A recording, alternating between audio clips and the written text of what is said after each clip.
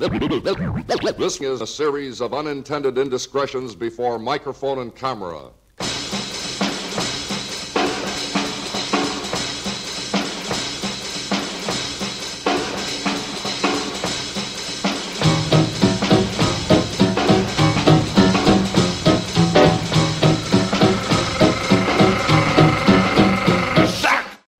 Hi guys, it's Motard here.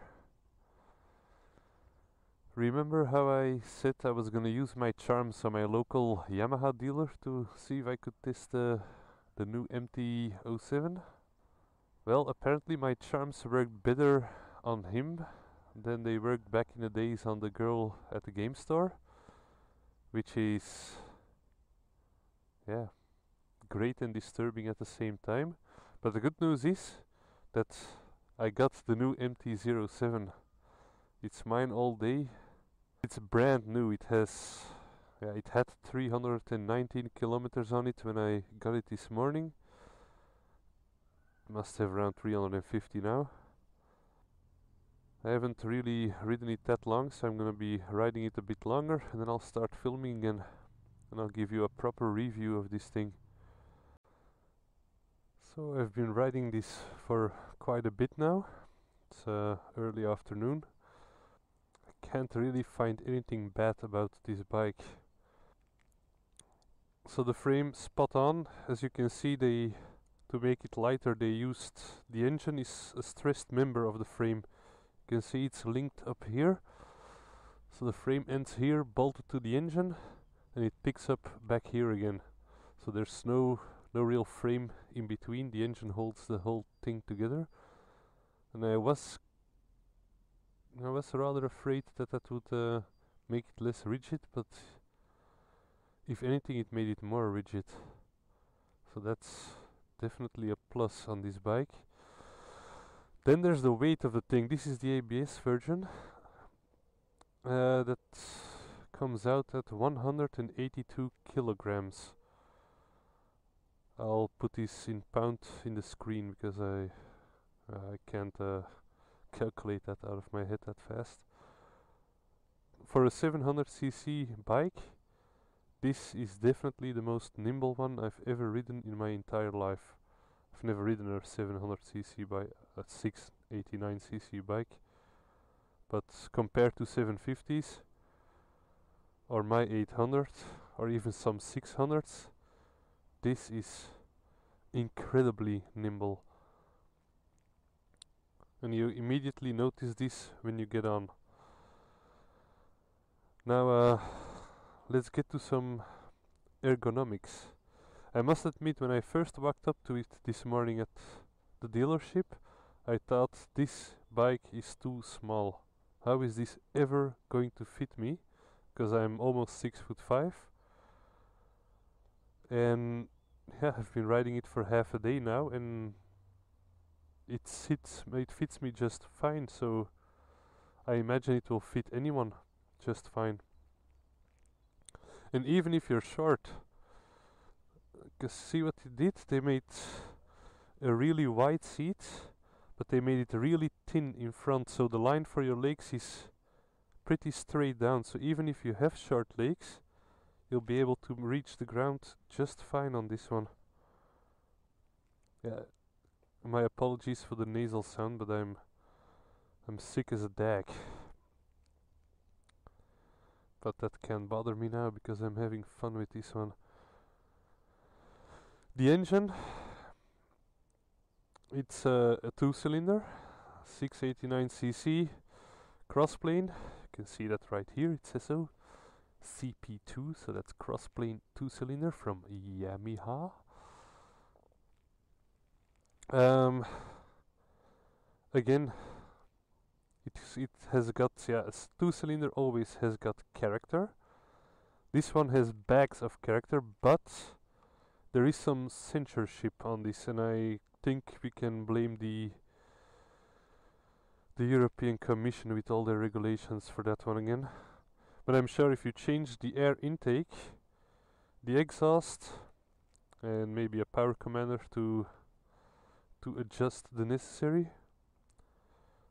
it will make a world of difference. It will bring out the real character of the engine. Now it's all a bit muffled. So that brings me to the first, and basically the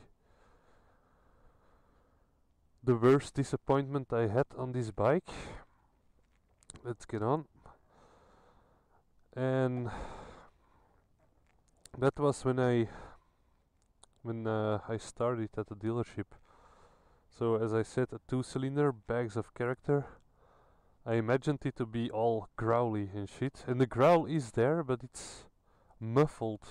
It's terribly muffled. But again, that's easily fixable. Just a slip-on will basically solve that already. But if you want to do it real well, I would change the air intake and the entire exhaust. So if you change that, yeah, don't even have to do that for the performance, because the performance is just fine.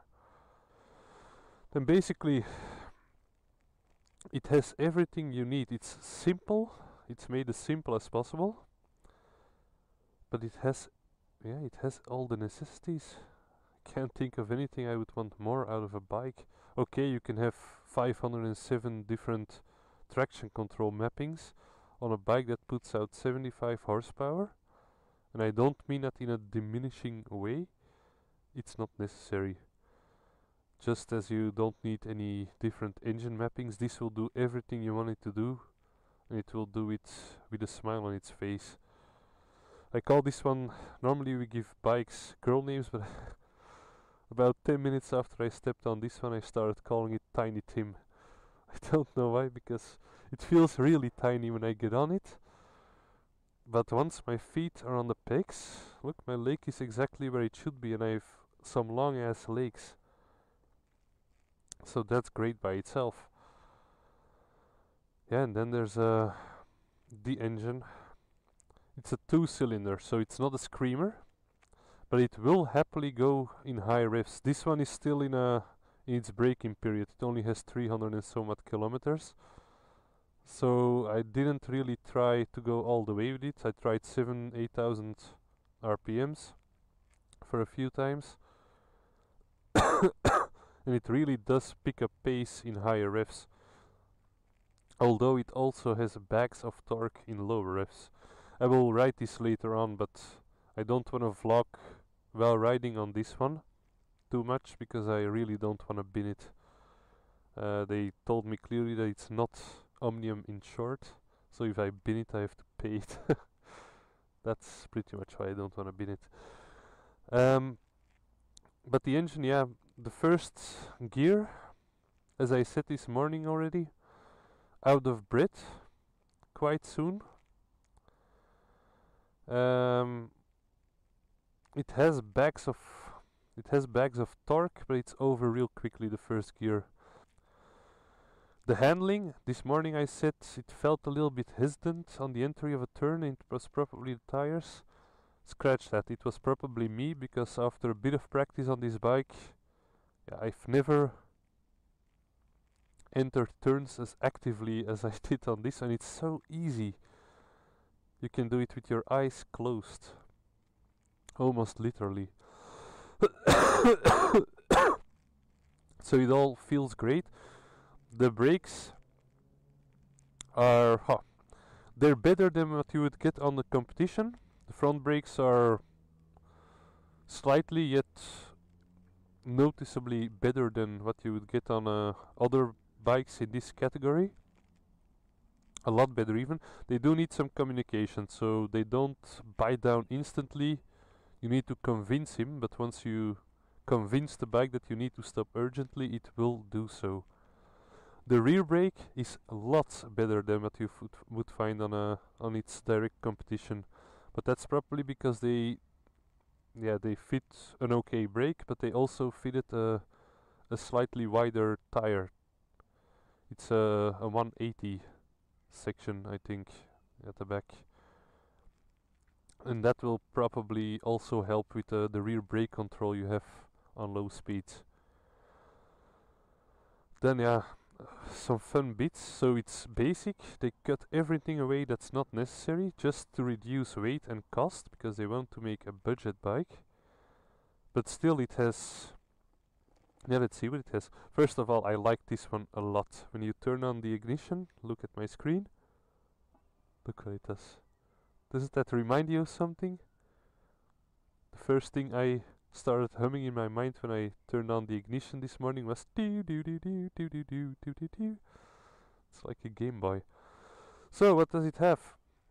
It has the rev counter. I prefer analog rev counters, but this one is quite clear.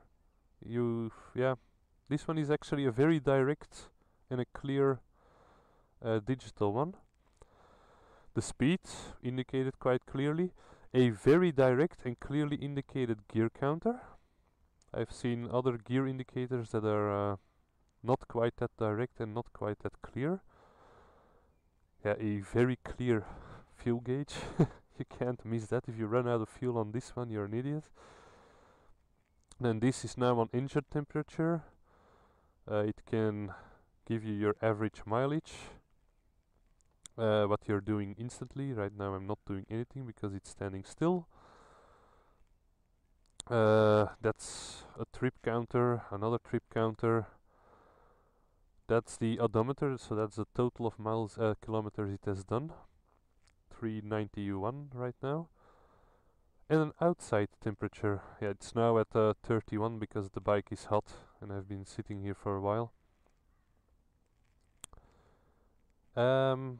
Yeah, even the outside temperatures. How many budget bikes have that, really? So another great feature on this one. Hazards check, starting button check, of course. High beams, low beam, high beam, horn, indicator. That's it. There's nothing more on this bike, but you don't need anything more on this bike. Yeah, this one does have ABS. But honestly, if you're a fair weather rider, I don't think you really need ABS. If you're an all-weather rider, I would advise the ABS. So now for the part that first disappointed me. Where's the sound? Hello, sound, where are you? Normally this is supposed to be all growly and shit. It does have the growl, but it's muffled. Too muffled.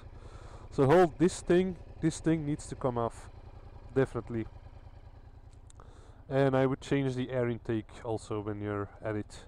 It's just...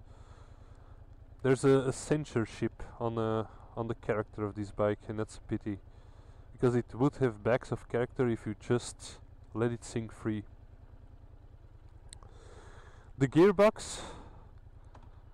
yeah, it's a Yamaha, so the first gear clunk is there, but then you're sure you're not riding a fake Yamaha, it's a real Yamaha.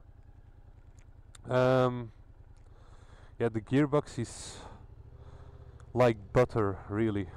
It's spot on.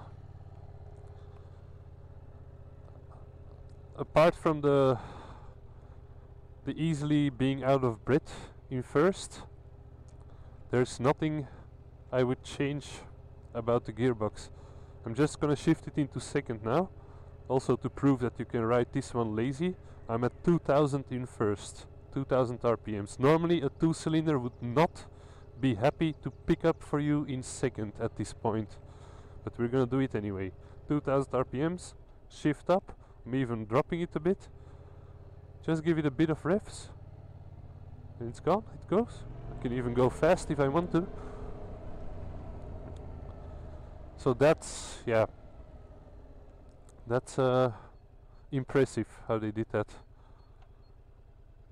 It does have the sticky first gear. All Yamahas seem to have this. When you're at low speed and you want to go back to first, sometimes you need to give it a bit of a second kick, or even play with your clutch a tiny bit to get it in first. But other than that, really smooth. The power delivery of this bike, smooth. And when I say you can do anything with this, you can commute on this one daily. Much more, you can commute on the FC8, but this one would be a lot easier to commute on. I've done some bad roads with this already, what we call children's hit in Antwerp. So these are the old, yeah, the old cobblestones, and it took it really great. I could just rump over it. I barely noticed that I was going over cobbles, and they are bad cobbles. If I do these with the FC8, if I would have any false teeth, I would lose them, definitely. But on this bike, no problem whatsoever. Look, yeah, it's a great place to be, this bike. So you can easily do city traffic, you can filter easily. The mirrors are a bit wide out, but either fit another kind of mirror or just learn to live with these. I'm still in second. It's doing this easily in second. For a low power vehicle, that's not bad. Other than that, you can be a rebel on this one as well. It has the torque. It can power wheelie in first. It can power wheelie in second. The sprints in between. So when you're at 70 or 80 in fourth gear, so that's low in your gear, the torque you can instantly produce at that time with that cross-plane engine is amazing. It's just, yeah, there's no other word, it's amazing. In all honesty, for an experienced rider, I would have given this slightly more power, just a teensy-weensy little bit, like 10 horsepower would have done the trick. If it would have had 10 horsepower more, you could ride this the rest of your life. Yeah, in the seating position, it's like a naked, but the handlebars are up higher, a lot higher. To be quite honest, I'm loving every minute of this bike. I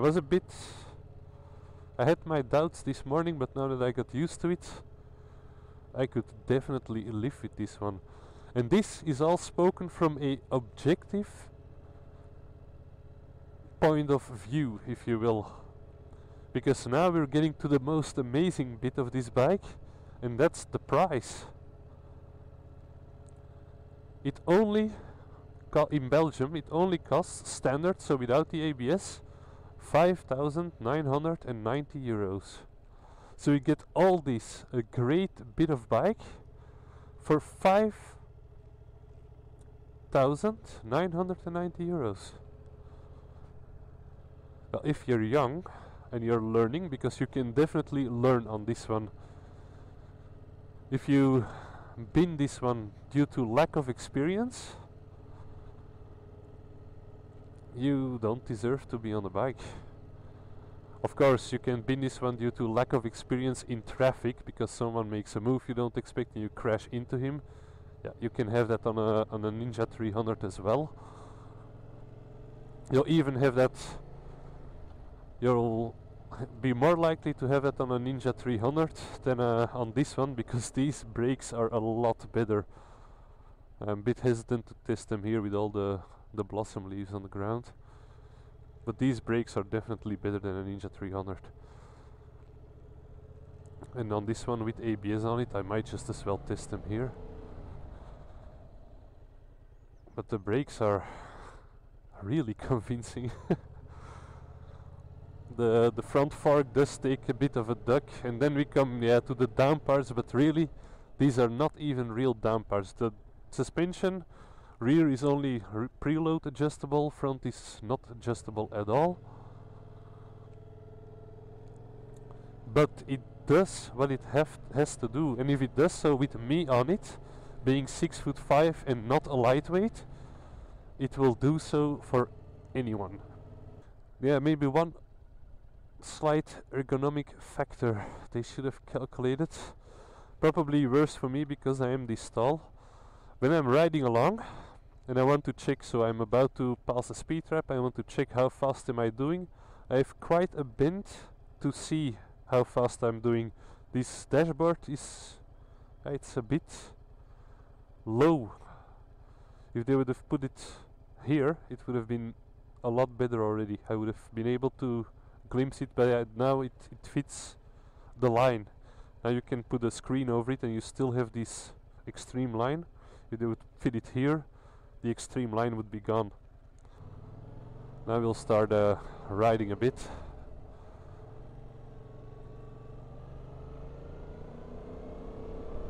See how easily this one picks up.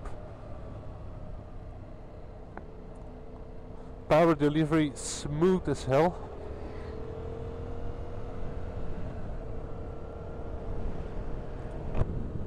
Yeah, with this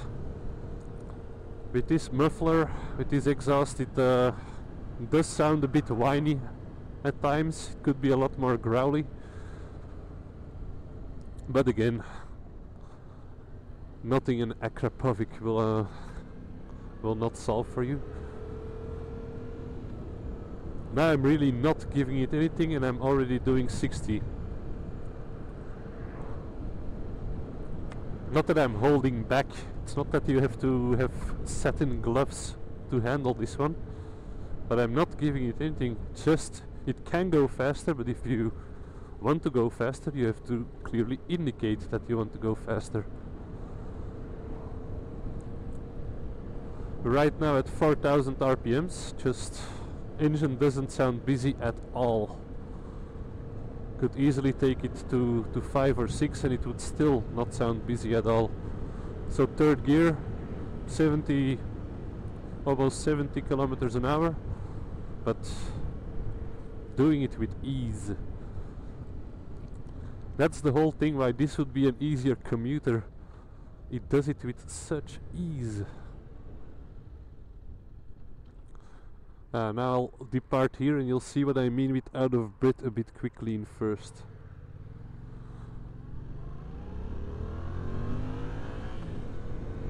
See what I mean? You have to go quite instantly to second. Again, the lunge is not bad, but the shift does have to follow quite instantly. In normal traffic I barely even need the front brake on this one. That's how well the rear brake works.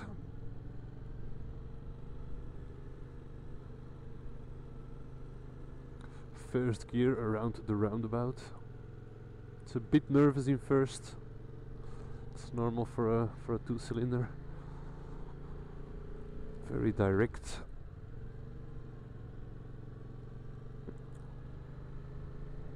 But like this, sitting in traffic, I bet you can ride this one without filtering easily, without getting tired.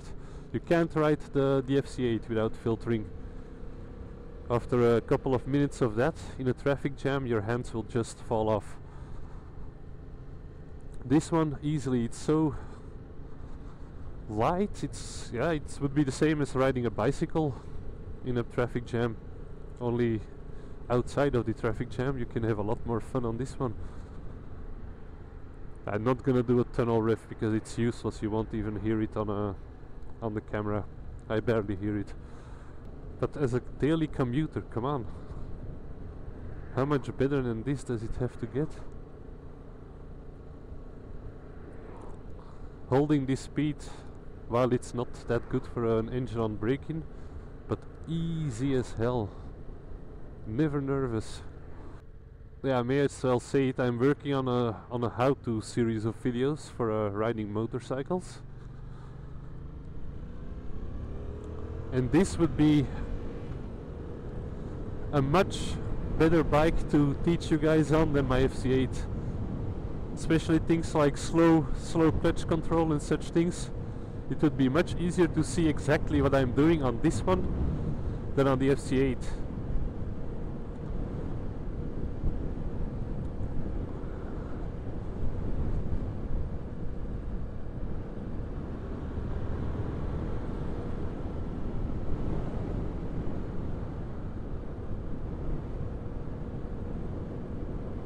And the control is just spot on. And now doing 80 in fourth. it doesn't really ask me to shift up. I could if I wanted, but it's still even saying that I'm riding ecological right now, so there's definitely no need to shift up.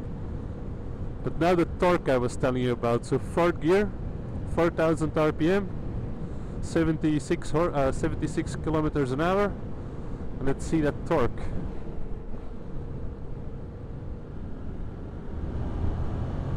This is just amazing. 105 already. And that was literally a second or so of enjoying the torque. And even in 4th, when you do that, the front wheel gets very light. Oh.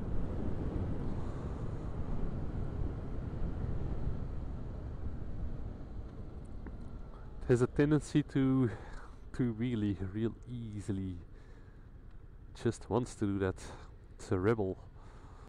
As I said in one of my previous videos, how much more do you need than 75 horsepower on a public road? The thing only weighs 182 kilograms, 179 if you get the version without ABS. And okay, it's not a looker, it's a bit of a love it or hate it styling they gave it. It's really naked, and a bit of an extreme line in it. But still, it's not an ugly bike either, and it doesn't look cheap for the price you pay for it. It has the wavy discs and everything you want.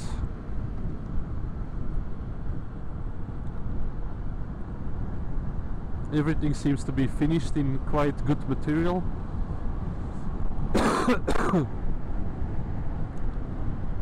And this,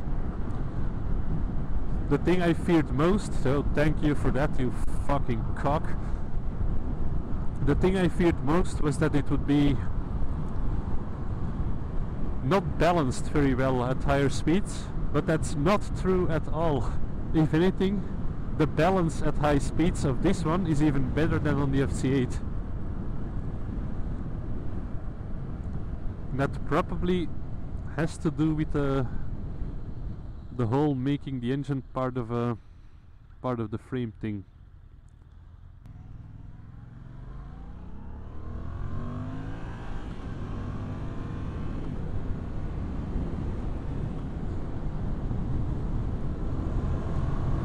And torque again.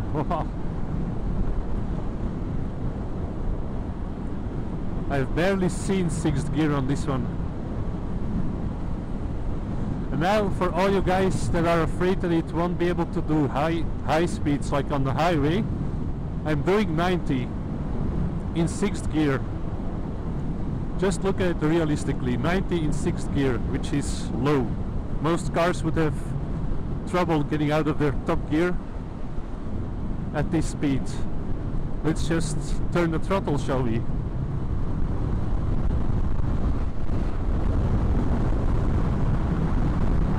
A 130 already. And now let's test those brakes. I could stop so much earlier, but I'm not gonna, because someone's gonna clip me in the ass.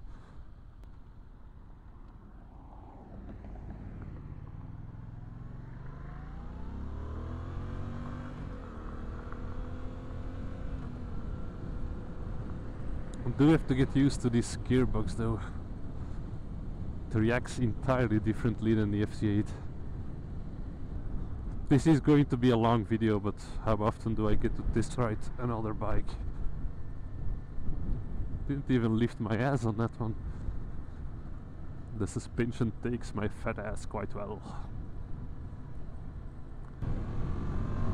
Torque! This is amazing! I promised to keep it below 8,000, damn it. Again, torque! The front instantly goes light, it's unbelievable. This is a balance in disguise. It's really a rebel in disguise. Yeah, sort of a conclusion. Oh, fucking hell.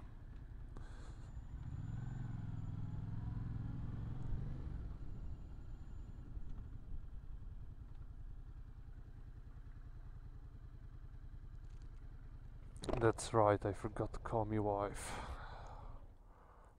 So after that brief intermezzo to call my wife, we can say that the silent exhaust has one advantage. I could hear my cell phone. I can never hear my cell phone on my own bike. So we have to be objective on this. It's an advantage, some would say. Yeah, and it doesn't use any gas, I have the impression. Okay, I haven't been riding it really hard, but it seems,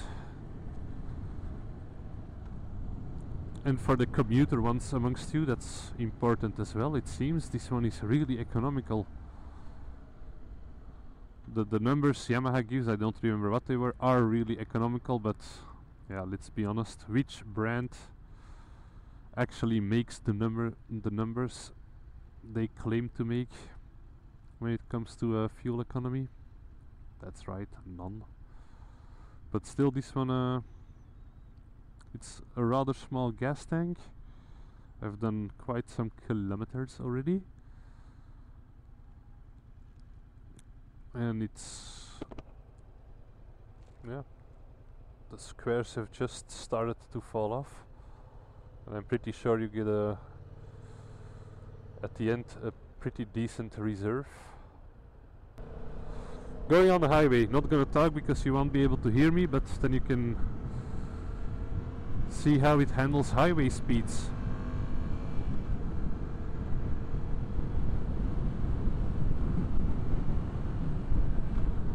Oh. Need to let off my gas more. That's better.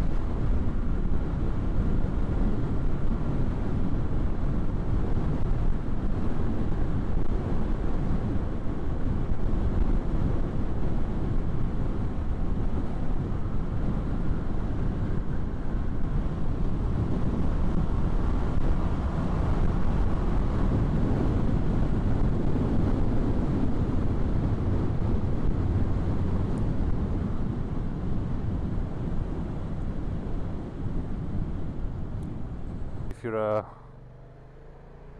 looking for something cheap and fun, Tiny Tim is a thing to have.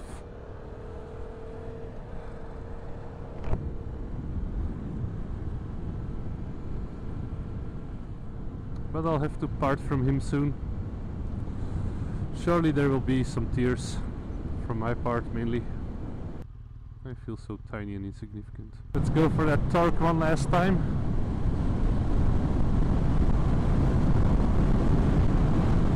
This is amazing!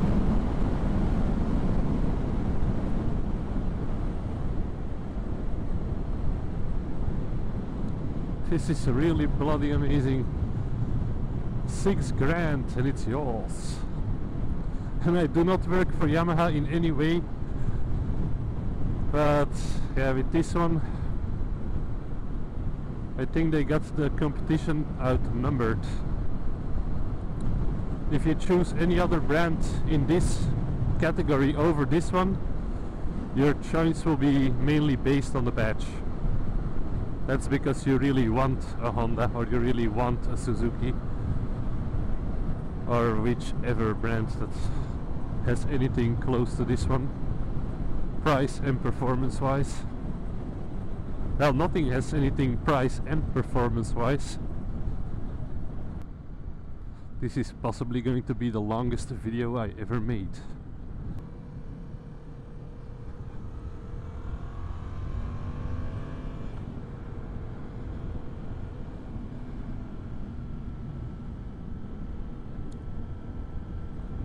Considering this is the RPM range you're supposed to ride this one in.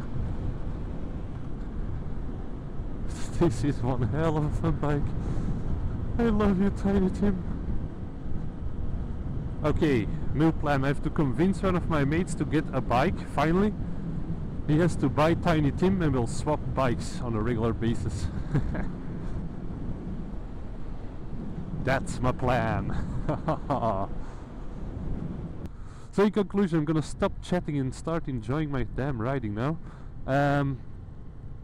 In conclusion, if you're looking for a cheap, simple but great fun bike, this is the one you want.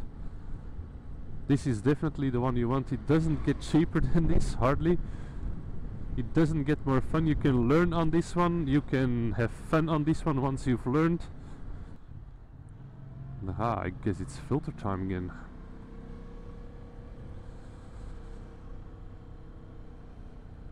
This is where I do prefer to have a loud pipe though.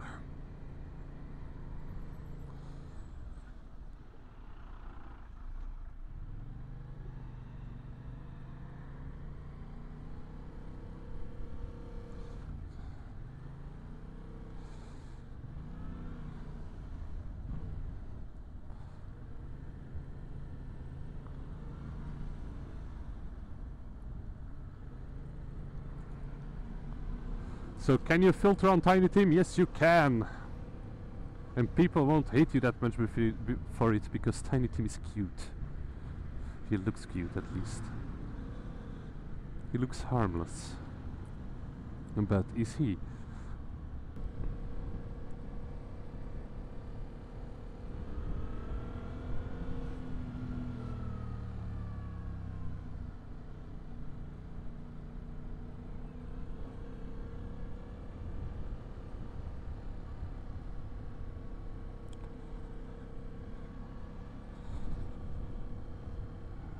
See how this one could sound really nice with the correct exhaust. European fucking Commission, what is your fucking problem?